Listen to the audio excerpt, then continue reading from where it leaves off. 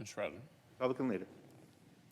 For 2.5 months, the Republicans have provided a clear and consistent roadmap for Democratic government to raise the debt ceiling.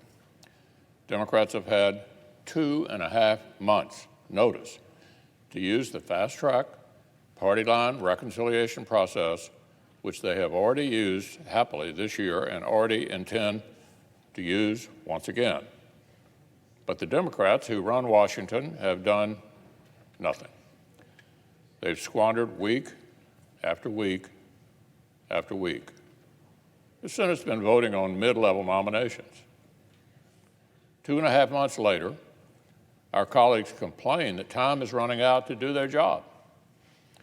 They are frantically asking our side for shortcuts. Now, in the past 2 days, I've had the surreal experience of watching both the President of the United States and the Senate Majority Leader be asked about the future of the U.S. economy.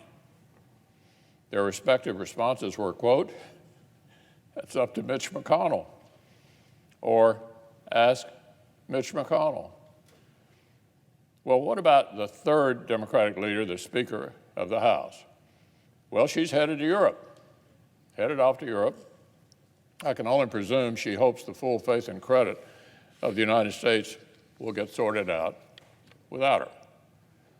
That is the level of leadership and accountability the country is getting from the Washington Democrats who run the country.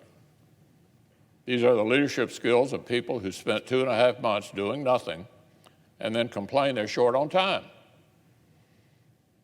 That is the attitude that has gotten Democrats a self-created inflation crisis, border crisis, Afghanistan crisis, and free-falling favorability with the American people. Now, it's not clear whether the Democratic leaders have wasted 2.5 months because they simply cannot govern, or whether they are intentionally playing Russian roulette with the economy to try to bully their own members into going back on their word and wrecking the Senate. Either way, it is exactly the kind of recklessness that has this unified Democratic government's public approval in total freefall. Even now, while the Democratic leader complains that he's short on time, he continues to waste time with partisan stunts that are dead on arrival.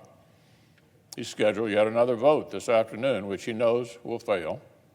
The majority has known for 3 months that show votes like this would go nowhere.